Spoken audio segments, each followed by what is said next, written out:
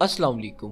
Brain haemorrhage एक ऐसी condition है जिसमें ब्रेन के अंदर मौजूद कोई ब्लड वेसल फट जाती है, जिसकी वजह से ब्रेन में ब्लीडिंग होने लगती है। ब्लीडिंग या तो ब्रेन टिश्यूज में होती है या फिर ब्रेन को प्रोटेक्ट करने वाली कवरिंग में। ब्रेन की कवरिंग को मेनिंजीज कहा जाता है और ये कवरिंग 3 लेयर्स पर मुश्तमिल होती है। इन 3 लेयर्स में ये जो मिडल लेयर होती है इसे एरेचोनाइड मैटर कहा जाता है।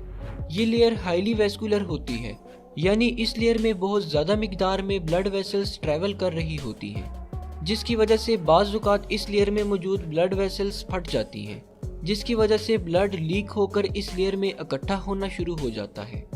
ब्लीडिंग ब्रेन टिश्यूज़ में हो या एरेचोनाइड मैटर में, दोनों किस्म की ही ब्लीडिंग्स ब्रेन को नुकसान पहुँचाती हैं। अगर ब्लीडिंग ब्रेन टिश्यूज़ में हो जाए तो इस केस में ब्रेन के सेल्स ऑक्सीजन न मिलने की वजह से मरना शुरू हो जाते हैं।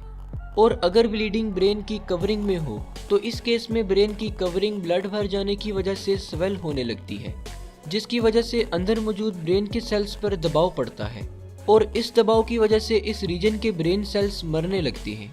ब्रेन में ब्लीडिंग होने की बहुत सारी कॉसेस हो सकती हैं, जैसा कि सर पर कोई गहरी चोट लग जाना, हाई ब्लड प्रेशर की वजह से ब्रेन की रग फट जाना, ब्रेन में ट्यूमर का मौजूद होना या फिर मरीज को कोई ब्लीडिंग डिसऑर्डर होना वगैरह। अगर ब्रेन हेमरेज के सिम्टम्स की बात की जाए तो जैसे ही किसी शख्स को ब्रेन हेमरेज होता है उसके सर में शदीद दर्द होने लगता है और इसके साथ वॉमिटिंग भी हो सकती है।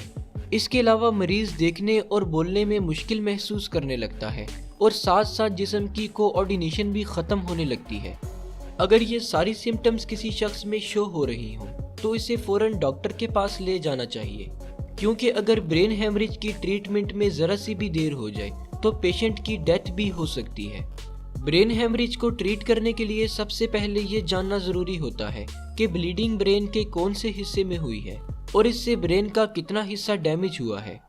ये सब चेक करने के लिए डॉक्टर सीटी स्कैन या MRI करते हैं और जब डॉक्टर्स देख लेते हैं कि ब्लीडिंग किस हिस्से में है और कितनी है तो इसके बाद ट्रीटमेंट शुरू कर दी जाती है। ज़्यादातर केसेस में ब्लीडिंग को निकालने के लिए सर्जरी परफॉर्म की जाती है, जिसमें पेशेंट के स्कल में सुराख करके ब्लड क्लॉट को ड्रेन कर दिया जाता है।